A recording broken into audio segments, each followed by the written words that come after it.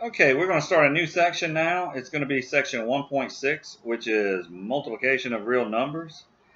And on multiplication of real numbers, the main thing just to kind of keep straight is the signs, negatives and positives. So the rule of thumb basically is a positive times a positive is always going to equal a positive.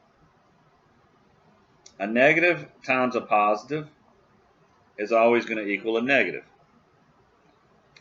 A positive times a negative is always going to equal a negative. And the last one is a negative times a negative is always going to equal a positive. Now notice, just with our two-step process, this is kind of goes back to the same thing. If your signs match, which these two do, and these two match as well, anytime your signs match with multiplication, your answer is always going to be a positive. Not sometimes, but always. Just like these two do not match. If they don't match, or you have no match, your answer is always going to be a negative.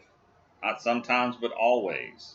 Now remember, these are just groups of two. Sometimes you have multiplication where you multiply a positive times a negative, then a negative times a positive, and then a positive times a negative, and so forth.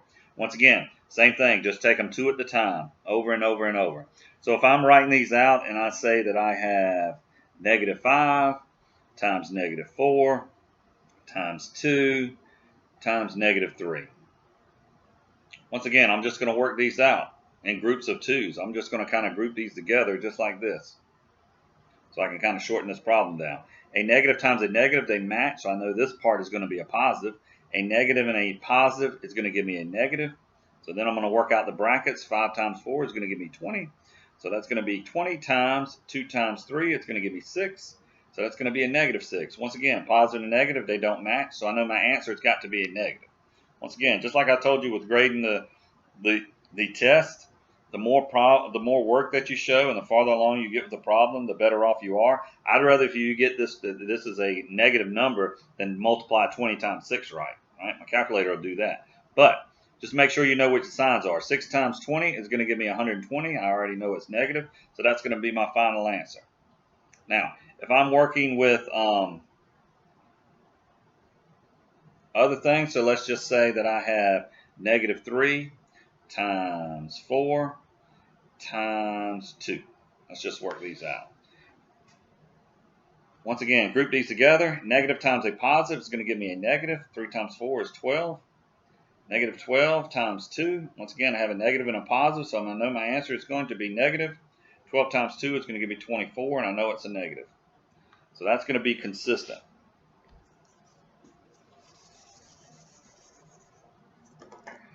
But there's a shortcut to take. So for an example, if I have negative, and I'm just going to use 1 so we don't have to do a lot of math here, but negative 1 times negative 1 times negative 1 times negative 1 times negative 1. So you will see a problem similar to this, but they won't be ones. Is my answer going to be a negative or positive here? Well, let's just count and see how many negatives we have, because this is true for anything. 1, 2, 3, 4, 5. I know right now that I have 5 negatives. If I have an odd number of negatives, it doesn't matter how many I could have 23 here, then my answer is always going to be negative. If I have an even number, so this answer is going to be odd, but just by adding another one that gives me 6, that's going to change my answer to a positive. This would be a negative 1, this would be a positive 1. And once again, if I added another negative 1, which would give me 7, it would go back to a negative 1. So you can just count these and kind of take a shortcut on them sometimes. I can go ahead and tell you, you will see one very similar to this on your quiz. It'll be negative 3 times negative 2 times negative 1 times 5 times 3 times negative 2. And I want to ask you to work all that math out. I'll just ask, is it positive or negative? Once again, same process. How many negatives do I have? 1, 2, 3, 4. So I have 4. 4 is an even number, so I know my answer's got to be positive. Now, when we multiply fractions, and it doesn't matter if one's a fraction, I know people start doing, sometimes some different things with fractions. But once again, if I take 6 and I multiply that by negative 1/3, The first thing you should do is turn both of these numbers into fractions. So I'm just going to turn this into a 6 over 1. It's going to be a negative 1 over 3. That way I can just multiply straight across. I don't have to remember, which one do I multiply by, just straight across. 6 times 1 is 6. 1 times 3 is 3. And then once again, I have a negative, and if it doesn't have a sign, it's implied to be positive. They don't match. So I know my answer has got to be a negative because I only have 1. 1's an odd number, so I know my answer is going to be negative. So this is negative 6 over 3. 6 is divided by 3 2 times, but I keep the negative, and my final answer is just going to be a negative 2. Now if I use another number for an example, let's say I say negative 8 times negative 1/2. I'm going to do the same process. I'm going to make this 8 over 1. I'm going to leave this as 1/2 just so I can multiply straight across. Once again, I have 2 negatives. They're an even number. 2 is even, so I know my answer has got to be positive. That's the first thing I want you to do before you even work the math out. But 8 times 1 is going to give me 8. 2 times 1 is going to give me 2. 8 divided by 2 is going to give me 4. So in this one, my final answer is going to be 4. So just make sure that you are consistent with those. Now, when we multiply our variables, which is our x's and y's, and it could be other letters as well, but just remember, if I have 3x times negative 2, same process applies. Remember, if it doesn't have anything in front of it, it's implied these two don't match, so my answer has got to be a negative. 3 times 2 is 6, and then the x just falls into place. Same thing if I have negative 5 times 2x. Once again, negative, doesn't have anything, it's implied to be positive. They don't match, it's got to be negative. 5 times 2 is 10, and then the x just falls into place. So over and over. Now I can have this negative 1/2 times negative 6x. Once again, I'm going to turn this into a fraction itself just so it's easier to multiply.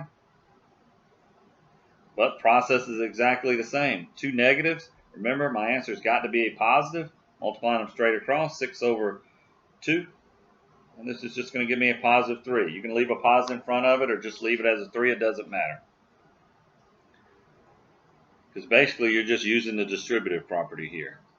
The last thing that we're going to go over in this section is sequences. And we've already went over the arithmetic sequences. But now we're just going to add another one. Our other one is just a geometric sequence. So basically you want to always try the arithmetic one to begin to start with. So for an example, if I have 2, 4, 8, 16, and I want to know what the next number is, well, I should always try the arithmetic one first. How do I get from 2 to 4? I add 2. How do I get from 4 to 8? I add 4. Okay, well these two don't match, so I see that's not the case. So I'm going to have to do something different. That means I just multiply. What do I multiply by 2 to give me 4? I multiply it by 2. What do I multiply by 4 to give me 8? Multiply it by 2. Hey, I'm starting to see a pattern. How do I get from 8 to 16? Multiply it by 2. Awesome. So now I see my pattern is to multiply it by a number. In this case, it's 2. 2 times 16 is just going to give me 32. So if you use multiplication to get to the next number, it's geometric. If you use addition or subtraction, then it's arithmetic. One or the other.